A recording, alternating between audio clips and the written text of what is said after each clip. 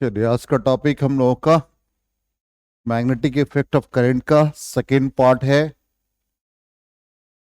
और इसमें हम लोग मूविंग चार्जेस के बारे में पढ़ेंगे। सिंपली, जब किसी भी चार्ज पार्टिकल को मैग्नेटिक फील्ड रीजन में प्लेस कर दिया, अब यहां पर हम लोग पॉजिटिव चार्ज की बात कर रहे हैं। तो जैसे ही ये प्लेन है, इसमें एक पॉजिटिव चार्ज ये फील्ड को रिप्रेजेंट किया, और फील्ड जो भी होगा वो यूनिफॉर्म होगा। When a charge plus q is subjected to magnetic field। अब यहां पे चार्ज का मोशन है जिसको v से रिप्रेजेंट किया। सपोज ये angle with the direction of magnetic field theta form कर रहा है, तो थीटा फॉर्म किया, और ये मोशन ऑफ चार्ज पार्टिकल को यहां पे हम लोग करंट से भी रिप्रेजेंट करेंगे। इन दोनों के बीच का एंगल थीटा। तो एक कंपोनेंट वेलोसिटी का along the direction of field होगा, और एक perpendicular to the direction of field होगा। तो इस पर एक फोर्स एग्जर्ट होता है जो perpendicular to the plane containing V and B. V और बी मिलकर के जो एक प्लेन का फॉर्मेशन कर रहा है, उसका जो रिजल्ट होगा उसी के अलोंग फोर्स एग्जर्ट होगा। तो सपोज एक्स और वाई में फील्ड और मोशन है, तो एक्स और वाई का क्रॉस प्रोडक्ट निकालो तो आई क्रॉस जे के, इसका मतलब फोर्स के की तरफ एग्जर्ट होगा। तो यह force perpendicular to the plane containing V and B. अब यहां पर यह चीज जो सबसे इंपॉर्टेंट पार्ट है कि इस वेलोसिटी के जो कंपोनेंट होंगे in the direction of field V cos theta and perpendicular to the magnetic field V sine theta. तो कहता है जो फोर्स एग्जर्ट हुआ उसका नाम magnetic force, which is directly proportional to magnitude of charge, strength of magnetic field and velocity component perpendicular to the field. इसका मतलब F directly proportional to Q, F directly proportional to V sine theta and directly proportional to strength of magnetic field B। अब इसी तरह से मान लो कि negative charge, तो negative charge है, मोशन v से रिप्रेजेंट किया, तो करंट का डायरेक्शन क्या होगा? वेलोसिटी के जस्ट अपोजिट। ये तो फोर्स जो एग्जर्ट होगा वो क्या होगा? जस्ट रिवर्स, प्रीवियस के रिवर्स हो जाएगा। इसका मतलब v क्रॉस b का जो रिजल्ट आएगा वो f के पैरेलल हो जाए, f के अलॉन्ग हो जाए तो चार्ज पॉजिटिव, और v क्रॉस b का रिजल्ट f के एंटी पैरेलल हो जाए तो charge will be negative. Clear? तो यहां पर कहता है कि f directly proportional to v sine theta, directly proportional to strength of magnetic field, directly proportional to charge. तो फोर्स क्या लग गया? Q V cross B. चूंकि V Q B sine theta है, तो यहां पर वेलोसिटी और मैग्नेटिक फील्ड के बीच क्रॉस प्रोडक्ट हो गया, तो v क्रॉस b, और इसका रिजल्ट आ गया b Q V sine theta, और थीटा जब 90 डिग्री होगा तो फोर्स विल बी मैक्सिमम। अब यहां पर यह चीज आपको दिमाग में रखना है कि v क्रॉस b का जो रिजल्ट आ रहा है वो f के पैरेलल हो जाए, तो उस कंडीशन में चार्ज पॉजिटिव होगा। ठीक, पैरेलल, इसलिए डबल पैरेलल लाइन से रिप्रेजेंट कर रहे हैं। इसका direction just opposite to the v cross b हो जाए तो चार्ज विल बी नेगेटिव। इसलिए देखो फोर्स का डायरेक्शन यहां पे जैसे v क्रॉस b का जो रिजल्ट आ रहा है f के पैरेलल, तो f का डायरेक्शन इधर है। अब इसको साइन कन्वेंशन जैसे सिंपली मान लो आपको एक प्रोडक्ट निकालना है, इसका डायरेक्शन निकालना है, तो एज फॉर एग्जांपल मान लो कि वेलोसिटी का डायरेक्शन ये है, मैग्नेटिक फील्ड वी ऐसे एंगल थीटा बना, तो इसके कंपोनेंट क्या बन गया भाई? V sine theta. तो फोर्स किधर लग जाएगा? इस डायरेक्शन में लगेगा। समझ में आ गया?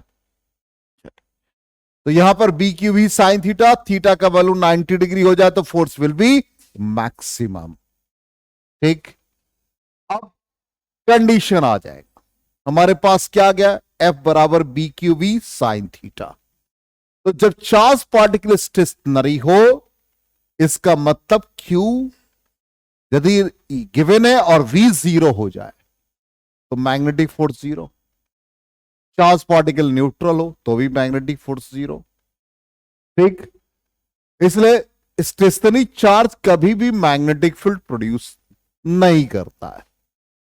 थीटा का वैल्यू 0 डिग्री और 180 डिग्री हो जाए, इसका मतलब चार्ज पार्टिकल मूव कर रहा पैरेलल और एंटी पैरेलल, तो मैग्नेटिक फोर्स क्या हो गया, जीरो। क्यों, B Q V sine theta. Next, theta का वैल्यू 90 डिग्री हो जाए तो फोर्स विल बी मैक्सिमम, और फोर्स का वैल्यू क्या हो गया, बी क्यू वी। नेक्स्ट आ जाए, यहां पर है, फिर से फिगर में ड्रॉ कर रखा है, तो कैसे हम लोग रूल, किस रूल से फाइंड करेंगे, यही हमारा था, वी और बी के बीच का एंगल। तो सबसे पहले Fleming's left hand rule.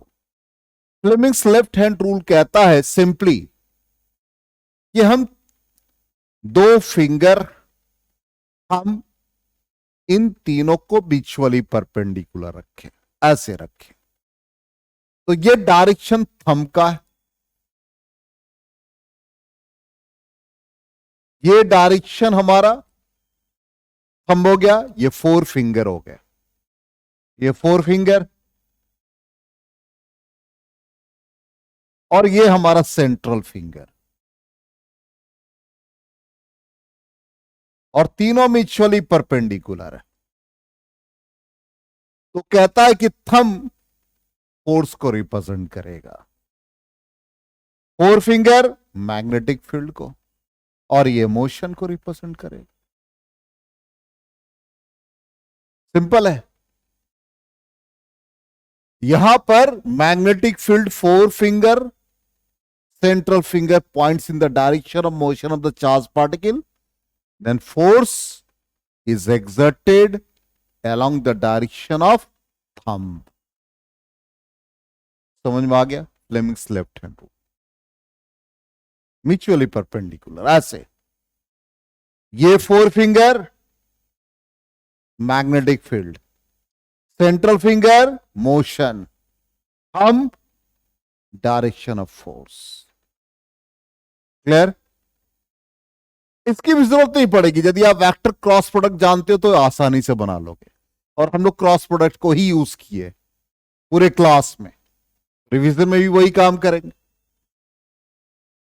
Next आ जाए, यही है, यही thumb, four finger, central finger, तो देख लो, फोर फिंगर मोशन को रिप्रेजेंट कर रहा है, जो हमने इलेक्ट्रिक करंट लिखा, सॉरी सेंट्रल फिंगर, और फोर फिंगर मैग्नेटिक फील्ड को, और थंब फोर्स के डायरेक्शन को रिप्रेजेंट कर रहा है। तो आप इसको ऐसे भी याद रख सकते हो ईएमएफ के फॉर्म में। ई का मतलब हो गया इलेक्ट्रिक करंट, ठीक, एम का मतलब मैग्नेटिक फील्ड, और एफ का मतलब फोर्स हो गया। और ऐसे भी याद रखते father brother children, father force thumb के डायरेक्शन में, brother magnetic field forefinger, और children motion of charge particle central finger. ठीक है, अपने तरीके हैं याद करने के। अब यूनिफॉर्म इलेक्ट्रिक फील्ड और मैग्नेटिक फील्ड दोनों हो, तो इलेक्ट्रिक फील्ड जब होगा तो F equal to Q E, magnetic field होगा तो क्या होगा, क्यू वी क्रॉस बी, और दोनों प्रेजेंट हो तो force due to electric field and force due to magnetic field का सम हो जाएगा।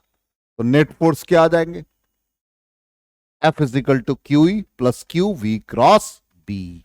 क्यू कॉमन ले लो तो क्या बचा, E plus V cross B आ गया।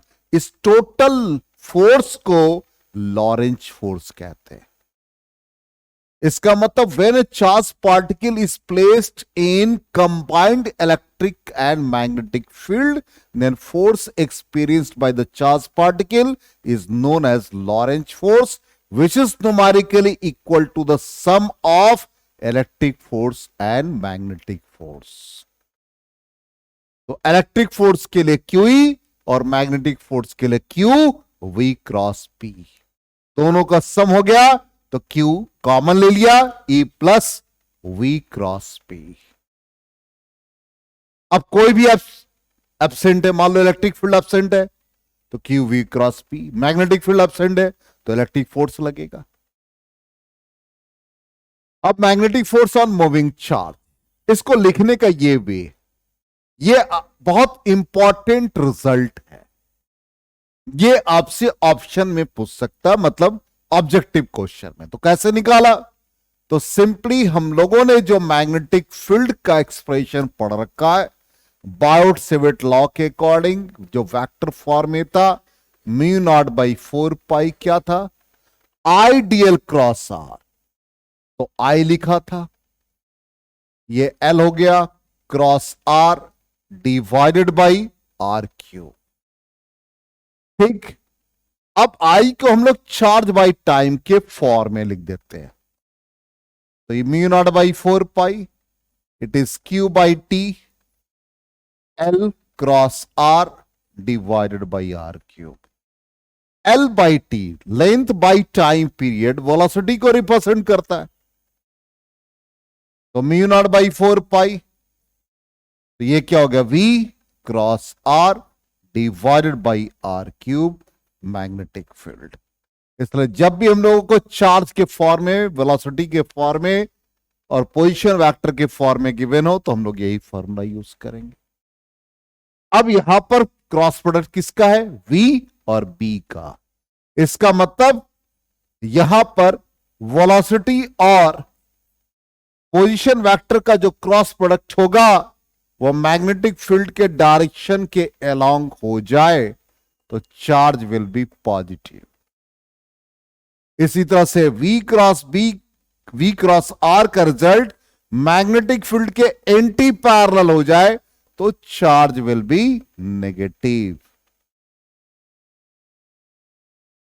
क्लियर? तो ये चूंकि चार्ज पहले आ रहा है इसलिए हम लोग कह सकते हैं for negative charge magnetic field is anti parallel to the V cross P। तो मैग्नेटिक फील्ड का जो डायरेक्शन होगा V क्रॉस R के एंटी पैरेलल, चार्ज पॉजिटिव होगा तो V क्रॉस R के पैरेलल हो जाएगा मैग्नेटिक फील्ड। क्लियर?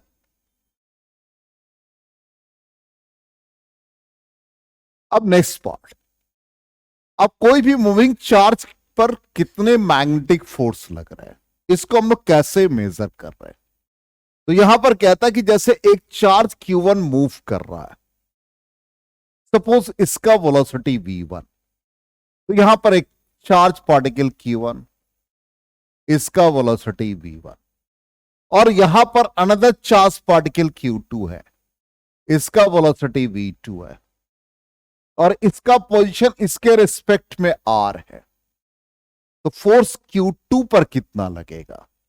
तो सबसे पहला पार्ट ये होगा कि अभी जो आपने मैग्नेटिक फील्ड पढ़ा in the terms of velocity and position vector, यही पढ़ा। तो जब चार्ज पार्टिकल Q1 का मोशन होगा, when charge Q1 is moved in the region of magnetic field, तो मैग्नेटिक फील्ड कितना लग रहा है, म्यू नॉट बाई 4 पाई, और चार्ज Q1 के लिए तो Q1 V1 क्रॉस R। इसका मतलब ये कितना फील्ड प्रोड्यूस कर रहा है, ये हो गया B1 mu naught by 4 pi, charge Q1, velocity V1 cross R divided by R cube.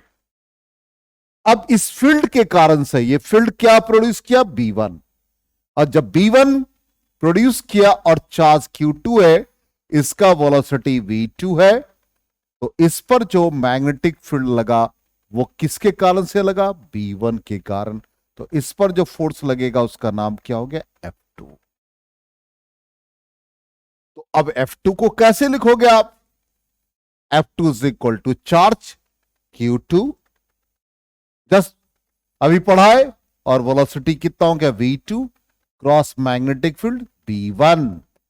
ये Q2 हो गया, ये V2 हो गया, क्रॉस मैग्नेटिक फील्ड का वैल्यू सब्स्टिट्यूट कर दो तो म्यू नॉट बाई 4 पाई क्या हो गया देख लो, Q1 V1 cross R divided by R cube. क्या क्या टर्म्स कांस्टेंट है, निकालो बाहर, mu naught by 4 pi Q1 Q2 divided by R cube. क्या बचा, V2 cross V1 cross R, ये रिजल्ट आ जाएगा। तो फोर्स एक्सर्ट होगा वो mu naught by 4 pi Q1 Q2 by R cube V2 cross V1 cross R। Clear? Next आ जाए तो यही रिजल्ट हमारा, चेक कर लेते हैं हम लोग, यही फाइनल हम लोग का रिजल्ट है। ठीक, F2। चलिए अब आ जाए next, work done by a magnetic force on charge particle, कितना अमाउंट ऑफ वर्क होगा ये हम लोग फाइंड करेंगे। तो magnetic force always perpendicular to the velocity और direction of motion of charge particle. तो फोर्स क्या होगा, दोनों जब भी परपेंडिकुलर होगा, दो वेक्टर जब भी परपेंडिकुलर होते तो ए डॉट बी जीरो, तो force of velocity dot product क्या आ गया, जीरो। फोर्स को क्या लिखेंगे, मास इंटू एक्सलेरेशन, एक्सलेरेशन क्या होगा, डीवी बाई डी टी। इसका मतलब यहां पर M DV by D T dot V is equal to zero. Clear? अब इसमें इसको हम लोग इस फॉर्म में लिख सकते हैं, तो फाइनली ये रिजल्ट आता है कि काइनेटिक एनर्जी रिमेन्स कांस्टेंट। तो कैसे रिजल्ट आया, यहां तक तो बिल्कुल क्लियर है, एफ की जगह पर यह लिखा।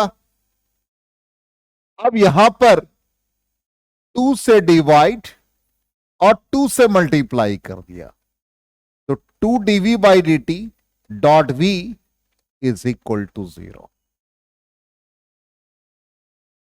हम लोगों ने पढ़ रखा है कि जब दो क्वांटिटी डिफरेंट हो, मान लो ए और बी, और इनका डॉट प्रोडक्ट हो और इसको डिफरेंशिएट करना है, तो हम लोग लिखते हैं D A by D T dot B plus B, sorry ए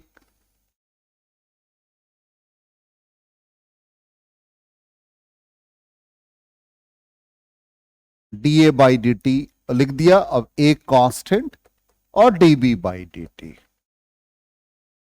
यहां पर क्या क्वांटिटी है देखो, दोनों डीवी बाई डी टी, तो वहां पे एक डीवी बाई डी टी है और ट्वाइस है, तो आप इसको इस फॉर्म में लिख सकते हो, M by two DV by D T dot V plus V dot DV by D T is equal to zero. Means यहां पर ये एम बाई टू और ये D by D T V dot V हो जाएगा,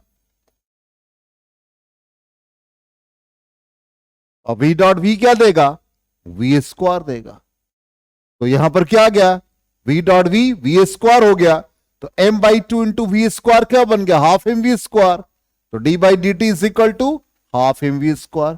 half M V square क्या होता है, काइनेटिक एनर्जी। तो differentiation of kinetic energy zero, means kinetic energy remains constant. तो काइनेटिक एनर्जी कांस्टेंट का मतलब क्या हो गया कि मैग्नेटिक फोर्स कभी भी चार्ज पार्टिकल को, उसके स्पीड को, उसके काइनेटिक एनर्जी को चेंज नहीं कर सकता है। इसलिए amount of work done by the magnetic force is always zero. Clear? Reason क्या होगा, काइनेटिक एनर्जी चेंज नहीं कर रहा है, speed of the charge particle change नहीं कर रहा है। समझ में आ गया? कंक्लूजन यही निकलता है, डेरिवेशन से हमको मतलब नहीं है, रिजल्ट से मतलब है कि differentiation of kinetic energy zero का मतलब magnetic force does not change the kinetic energy और speed of the charged particle. Clear है?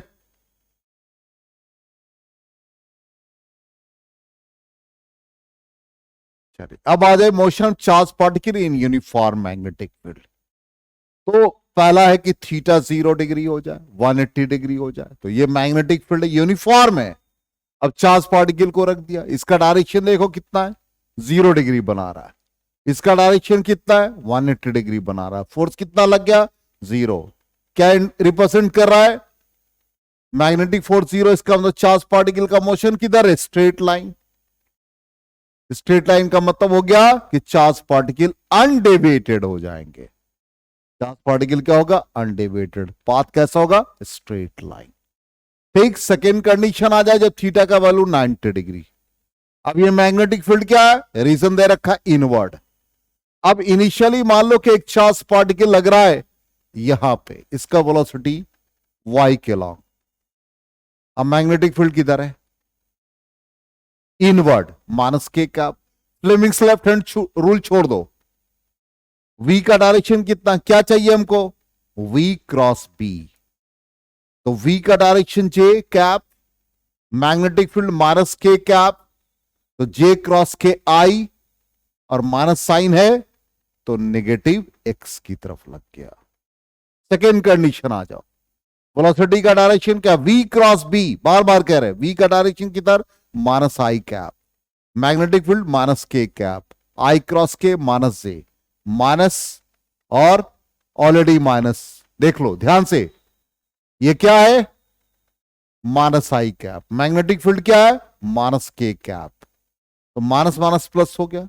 लेकिन आई क्रॉस के क्या देगा, माइनस से, इसलिए फोर्स किधर लगा, नेगेटिव आई की तरफ। थर्ड कंडीशन आ जाओ, किधर है velocity, minus J cap, magnetic field किधर, minus K cap, J cross K I, minus minus plus towards positive, X axis. ठीक, देखो कंडीशन, पहला कंडीशन समझ में आ गया, पहले में कोई डाउट नहीं है। सेकेंड कंडीशन आ जाओ, हमने क्या कहा, जब भी वैल्यू निकालना है तो v क्रॉस b, इसका डायरेक्शन किधर है, माइनस आई कैप, मैग्नेटिक फील्ड इनवर्ड है तो माइनस के कैप, आई क्रॉस के क्या देता, माइनस जे, और ये माइनस माइनस क्या हो गया, प्लस, तो plus into minus minus, minus J cap. आगे समझ में, कोई फ्लेमिंग्स लेफ्ट हैंड रूल की जरूरत नहीं यदि आपको क्रॉस प्रोडक्ट का कॉन्सेप्ट है। अब सारे पाथ को आप मिला दो तो कैसा पाथ बनेगा इसका, सर्कुलर। इसका मतलब क्या हो गया, फोर्स किधर है, रेडियली है। इसका मतलब मैग्नेटिक फोर्स प्रोवाइड या सेंट्रीपिटल फोर्स मैग्नेटिक फोर्स के इक्वल हो जाएगा। तब उस कंडीशन में क्या आ जाएगा, B Q is equal to M V square by R, तो R is equal to M V by B Q. तो रेडियस ऑफ द पाथ क्या बना, M V by B Q. Path कैसा बना, सर्कुलर बना। क्लियर, चलिए next आ जाए। तो आर का वैल्यू ये, अब कंडीशन निकालिया, M V by B Q आ गया। एम वी को क्या लिखते हैं, मोमेंटम। काइनेटिक एनर्जी मोमेंटम में ये रिलेशन आता, अंडर रूट 2m के। ठीक, काइनेटिक एनर्जी को क्या लिखते हैं, चार्ज इंटू पोटेंशियल, तो क्यूवी के फॉर्म में लिख दिया। नेक्स्ट कंडीशन, टाइम पीरियड क्या होता है, 2 pi R, distance circumference by velocity 2 pi R by V, radius क्या, M V by B cube, V और वी कट गया तो क्या आ गया, time period 2 pi M by B Q. ये सब याद रहना चाहिए तभी क्वेश्चन बनेगा। नेक्स्ट आ जाओ, फ्रीक्वेंसी क्या होता है, ओमेगा 2 पाई बाई टी, तो टाइम पीरियड का वैल्यू पुट करो 2 pi M by B cube, तो एम और एम कट गया, सॉरी 2 पाई कट गया तो क्या आ गया, बी क्यू बाई एम। और फ्रीक्वेंसी क्या होता है, रेसिप्रोकल ऑफ टाइम पीरियड। तो ये सब एक्सप्रेशन हमको याद रहना चाहिए। अब इसी तरह से यहां पर जैसे मान लो कि एक रीजन मैग्नेटिक फील्ड का है और यहां से एक charge particle in the region of magnetic field, और इसका रीजन का विड्थ दे रखा है डी, यहां से एक चार्ज पार्टिकल प्रोजेक्ट किया और ये पाथ इसका क्या होगा, सर्कुलर। तो इससे एंगुलर डेविएशन पूछा जा सकता है। तो यहां पर एंगुलर डेविएशन थीटा हुआ और ये फोर्स क्या लगेगा, रेडियली लगेगा, तो फोर्स का डायरेक्शन रेडियली हो गया। इससे हम लोग डिफ्लेक्शन निकाल सकते हैं चार्ज पार्टिकल का। Radius of the path R है तो sine theta is equal to, ये रीजन हम लोग ले लेते हैं D by R perpendicular upon hypotenuse. तो डी बाई आर, आर का वैल्यू क्या, M V by B Q. तो जब भी डिफ्लेक्शन निकालना होगा तो B Q D by M. अब इससे रिलेटेड हमारा एक और पार्ट रह जाएगा कि जब थीटा का वैल्यू 0 डिग्री नहीं हो, 180 नहीं हो, 90 नहीं हो, मिक्स सम एंगल। तो जैसे कि ये चार्ज पार्टिकल, इसका वेलोसिटी v है, ये एंगल सपोज थीटा फॉर्म कर रहा है, तो in the region of magnetic field v cos theta और perpendicular to the magnetic field v sin theta हो जाएगा। तो v cos थीटा क्या पाथ प्रोवाइड कर रहा है, straight line. v sin theta क्या पाथ प्रोवाइड कर रहा है, सर्कुलर। स्ट्रेट और सर्कुलर दोनों को मिलाओगे तो पाथ क्या बन जाएगा, हेलिकल बन जाता है, इसलिए पाथ हेलिकल आएगा। और इसका एक लूप जो डिस्टेंस ट्रेवल करता है उसको पिच कहते हैं। ठीक, तो यहां पर दो कंपोनेंट आए, parallel component straight line, perpendicular component circular, combined effect क्या आ गया, हेलिकल पाथ आ गया। ठीक, अब इसका भी रेडियस क्या हो गया, वहां क्या था M V by B Q, तो यहां वेलोसिटी के कंपोनेंट कौन से कंपोनेंट है जो परपेंडिकुलर है, साइन कंपोनेंट। तो V sine theta by B Q हो जाएगा। Time period 2 pi by M, 2 pi M by B Q, independent of velocity. ठीक, frequency independent of velocity. Pitch हमने क्या कहा, distance travel by each loop in the magnetic field. तो distance कितना travel कर रहा है, कौन सा लूप लिया जो हॉरिजॉन्टल डायरेक्शन में है, v cos theta into time period, time period का value 2 pi M by B Q. ये सब रिजल्ट हम लोगों को बिल्कुल याद रहना चाहिए। अब इसी से रिलेटेड देख लीजिए एक क्वेश्चन, तो सिंपल क्वेश्चन। क्या क्वेश्चन कहता, देखिए ध्यान से। Proton alpha particle at right angles to uniform magnetic field of intensity B है। Find the radius of their radii if they have same momentum। तो मोमेंटम का हम लोगों ने पहले ये फॉर्मूला पढ़ा, M B by B Q. तो ऊपर वाला पार्ट मोमेंटम, इसका मतलब radius inversely proportional to charge हो गया, सिंपल, किसी और पर डिपेंड नहीं कर रहा है। क्या है, पहला प्रोटॉन तो आरपी, दूसरा क्या है अल्फा पार्टिकल, तो क्या हो जाएगा charge of alpha particle by charge of proton. Alpha particle, तो अल्फा पार्टिकल के लिए हम लोग क्या लिखते हैं, हीलियम, तो 2Hb4, और प्रोटॉन के लिए लिखते 1H1। तो अल्फा पार्टिकल पर चार्ज कितना, ट्वाइस ऑफ प्रोटॉन, तो इसको 2Qp कर दो और Qp कर दो, Qp Qp कैंसिल, कितना आ गया 2:1। नेक्स्ट क्वेश्चन कहता है सेम काइनेटिक एनर्जी, तो हम लोग पढ़ चुके हैं kinetic energy is equal to P square by 2m। इसका मतलब momentum is equal to √2m के। तो रेडियस सेकेंड पार्ट के लिए, रेडियस mv, mv को क्या लिख सकते हो, √2m के डिवाइड बाई क्या बचा, बी क्यू। क्या क्या कांस्टेंट है, सेम काइनेटिक एनर्जी, इसका मतलब मास पर डिपेंड कर रहा है, चार्ज पर डिपेंड कर रहा है, तो √m बाई क्यू। अब यहां पर radius of proton to the radius of alpha particle, तो ये मास ऑफ प्रोटॉन, प्रोटॉन और अल्फा है। नीचे आ गया चार्ज ऑफ प्रोटॉन, नीचे क्या आ जाएगा, इसी तरह से बता दो मास ऑफ अल्फा पार्टिकल, यहां क्या आ जाएगा charge of alpha particle. Proton का मास क्या हो गया भाई, m मान लो, charge of proton q, alpha particle पर charge twice of proton, mass alpha particle पर 4 times of mass of proton, q और q कैंसिल हो गया, तो 2/4, 4 का रूट 2 कैंसिल हो गया, तो 1:1। देखो ये आंसर है। आगे समझ में क्लियर, 100%। इसी तरह से नेक्स्ट क्वेश्चन देख लें। Proton, neutron, alpha particle same kinetic energy, at right angles to uniform magnetic field of intensity P, compare the radii of their circular path. तो यहां पर क्या है, सेम काइनेटिक एनर्जी, एनर्जी के फॉर्म में लिख दो। तो जस्ट अभी बताया, तो R इज इक्वल टू, बताओ क्या आ गया एनर्जी के फॉर्म में, mv, mv को क्या लिखा, √2mk डिवाइड बाई क्या था, bq। क्या क्या कांस्टेंट है, काइनेटिक एनर्जी, ठीक। तो मास और चार्ज के इस पर डिपेंड कर रहा है, तो √m/q। तो पहले प्रोटॉन न्यूट्रॉन का रेशियो निकालो, प्रोटॉन टू न्यूट्रॉन। तो यहां पर मास of proton, charge of proton, mass of neutron, charge of neutron.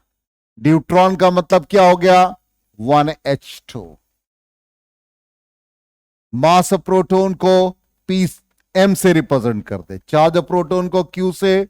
Neutron पर चार्ज कितना, जितना प्रोटॉन पे, मास कितना, ट्वाइस, क्या आ गया, 1/√2 आ गया।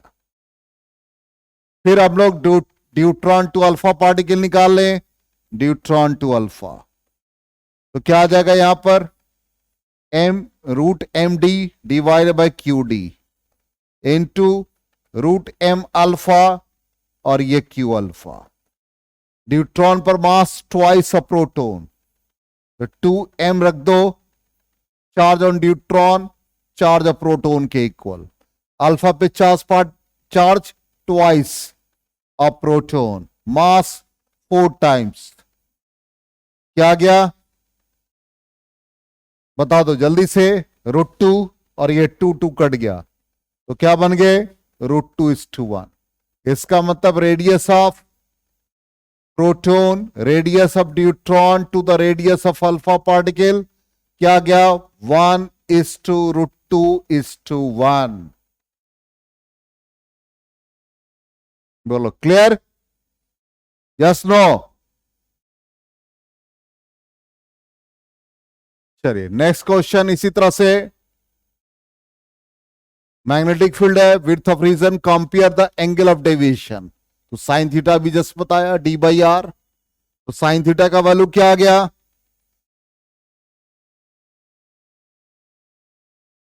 d/r, और रेडियस की जगह पर क्या लिखा था, mv/bq, ठीक।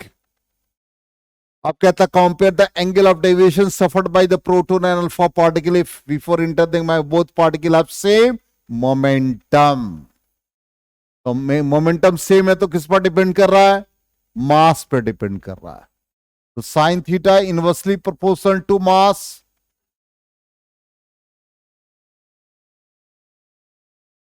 क्लियर। मैग्नेटिक फील्ड वही है और चार्ज भी है, ले लेते चार्ज भी है, B सेम है, D सेम है, mv सेम है, अच्छा मोमेंटम सेम है।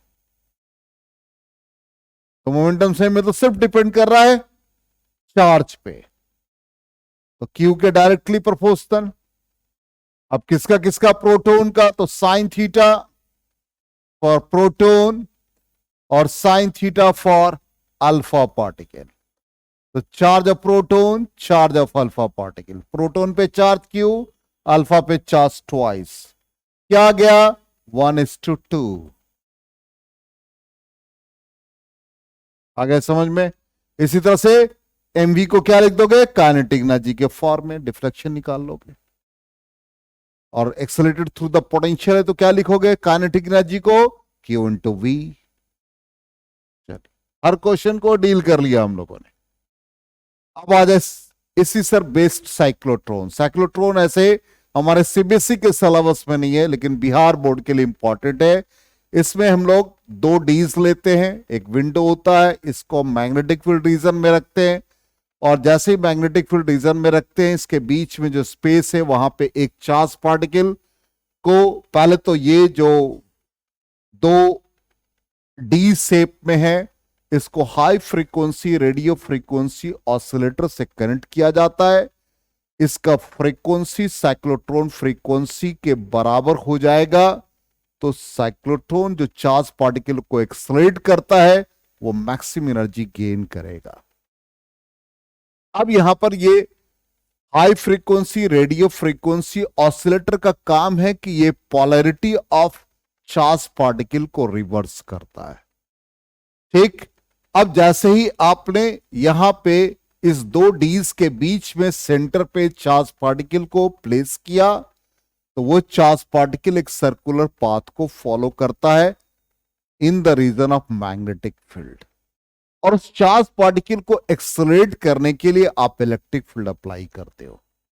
इसका मतलब एक चार्ज पार्टिकल को जैसे ही आप इलेक्ट्रिक फील्ड और मैग्नेटिक फील्ड देखते हो तो चार्ज पार्टिकल का रेडियस इंक्रीज करता है और वो पाथ स्पाइरल फॉर्म में आ जाता है।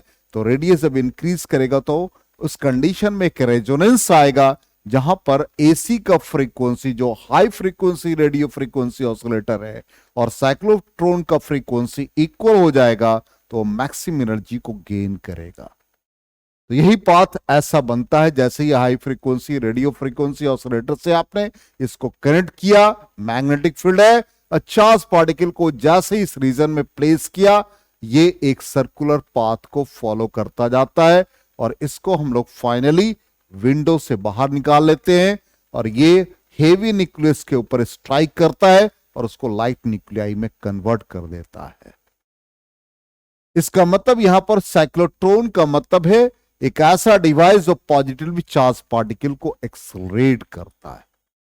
ठीक, तो यहां पर यही फिगर ड्रॉ कर रखा है। इस फिगर में यहीं पर डीज के बीच में एक चार्ज पार्टिकल को आपने प्लेस किया और ये एक सर्कुलर पाथ को फॉलो करता जाता है और फाइनली इसको विंडो से बाहर निकाल के यहां पर एक टारगेट के ऊपर स्ट्राइक करके हेवी न्यूक्लियाई को लाइट न्यूक्लियाई में कन्वर्ट करते हैं।